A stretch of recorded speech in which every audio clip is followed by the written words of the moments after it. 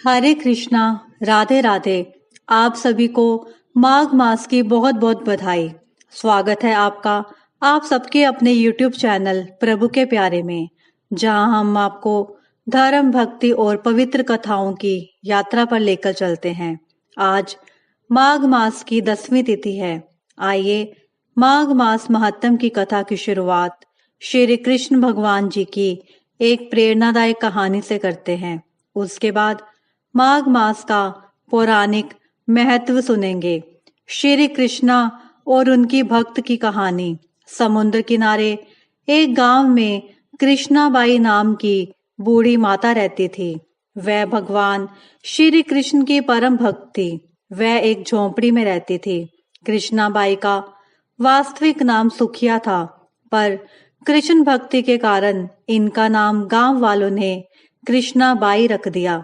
घर घर में झाड़ू पोछा, बर्तन और खाना बनाना ही इनका काम था। कृष्णाबाई रोज फूलों की माला बनाकर दोनों समय श्री कृष्ण जी को पहनाती थी और घंटों कान्हा से बात करती थी। गांव के लोग यही सोचते थे कि बुढ़िया पागल है। एक रात श्री कृष्ण जी ने अपनी भक्त कृष्णाबाई से यह कहा कि कल बहुत बड़ा भूचाल आने वाला है, तुम यह गांव छोड़कर दूसरे गांव चली जाओ। अब क्या था, मालिक का आदेश था। कृष्णाबाई ने अपना सामान इकट्ठा करना शुरू किया और गांव वालों को बताया कि कल सपने में कान्हा आए थे और कह रहे थे कि बहुत प्रलय होगा, गांव छोड़कर पास के गांव में चली जा। अब लोग कहाँ उस बूढ़ी पागल की बात मानने वाले थे। जो सुनता वही जोर जोर से ठहाके लगाता। इतने में बाई ने एक बैलगाड़ी मंगवाई और अपने कान्हा की मूर्ति ली और सामान की गठड़ी बांधकर गाड़ी में बैठ गई और लोग उसकी मूर्खता पर हंसते रहे। बाई जाने लगी। अपने गांव की सीमा पार कर अगले गांव में प्रवेश करने ही वाली थी कि उसे श्री कृष्ण की आवाज आई, अरे पगली, जा अपनी झोंपड़ी में से वह सुई ले आ जिससे तू माला बनाकर मुझे पहनाती है। यह सुनकर माई बेचैन हो गई और तड़प गई कि मुझसे ये भारी भूल कैसे हो गई। अब मैं कान्हा की माला कैसे बनाऊंगी। उसने गाड़ी वाले को वहां रोका और बदहवास अपनी झोपड़ी की तरफ भागी। गांव वाले उसके पागलपन को देखते और खूब मजाक उड़ाते रहे। माई ने झोंपड़ी के तिनकों में फंसी सुई को निकाला और फिर पागलों की तरह दौड़ते हुए गाड़ी के पास आई। गाड़ी वाले ने कहा कि माई, तू क्यों परेशान है, कुछ नहीं होना। माई ने कहा, अच्छा अब चल और जल्दी से अपने गांव की सीमा पार कर। गाड़ी वाले ने ठीक ऐसे ही कहा। अरे यह क्या, जैसे ही सीमा पार हुई पूरा गांव ही समुद्र में समा गया। सब कुछ जलमग्न हो गया। गाड़ी वाला भी अटूट कृष्ण भक्त था। ये इनके प्रकेन भगवान ने उसकी भी रक्षा करने में कोई विलंब नहीं किया। इस कहानी से हमें यह शिक्षा मिलती है कि प्रभु जब अपने भक्त की मात्र एक सुई तक की इतनी चिंता करते हैं तो वह भक्त की रक्षा के लिए कितना चिंतित होते होंगे। जब तक उस भक्त की एक सुई उस गांव में थी, पूरा गांव बचा था। इसलिए कहा जाता है कि भरी बदरिया पाप की बरसन लगे अंगार, संत न होते जगत में जल जाता संसार। अर्थात अगर इस दुनिया में संत व अच्छे व्यक्ति ना हो तो ये संसार कब का समाप्त हो गया होता। हरे कृष्णा, जय श्री राधे, जय श्री राधे। आइए अब सुनते हैं माघ मास महात्म 10वां अध्याय। यमदूत कहने लगे, हे वैश्य, एक बार भी गंगा जी में स्नान करने से मनुष्य सब पापों से छूटकर अत्यंत शुद्ध हो जाता है।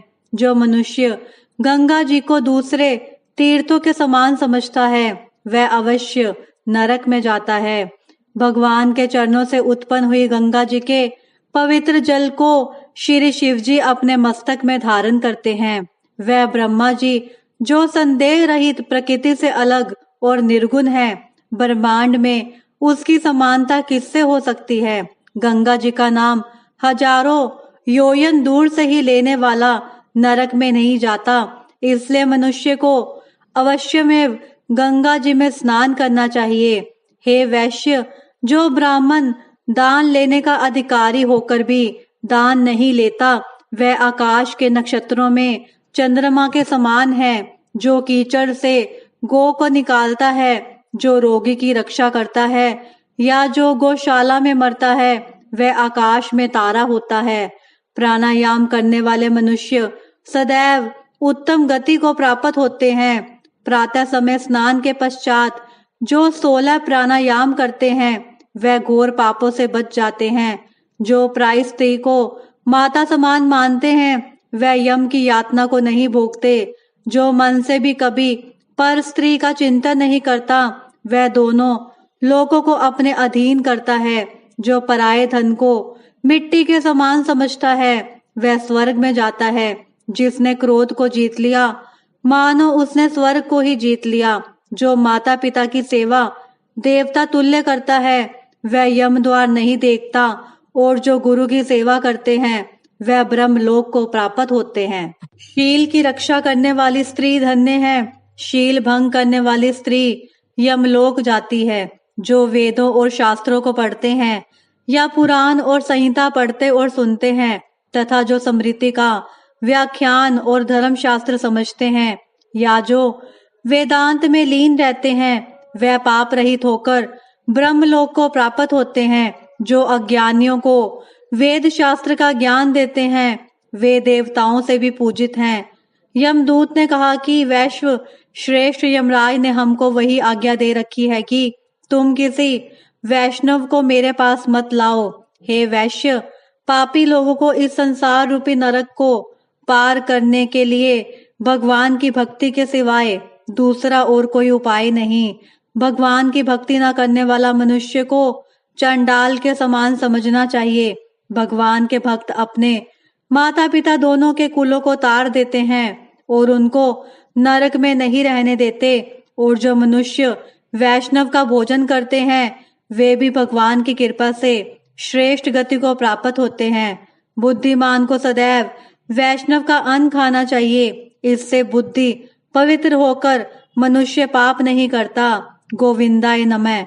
इस मंत्र का जाप करता हुआ जो मनुष्य मृत्यु को प्राप्त होता है, वह परम धाम को प्राप्त होता है। इसमें कोई संदेह नहीं है। जो ओम नमः भगवते वासुदेवाय नमः इस द्वादश अक्षर मंत्र या ओम अष्टाक्षर मंत्र का जाप करता है, उसके ब्रह्म इत्यादि बड़े पाप नष्ट हो जाते हैं। हरे कृष्णा दोस्तों, यह था 10वें अध्याय का महत्व। यदि आपको यह वीडियो अच्छी लगी हो तो हमारे चैनल को सब्सक्राइब करें और इस वीडियो को अधिक से अधिक शेयर करें। हरे कृष्णा जय श्री राधे।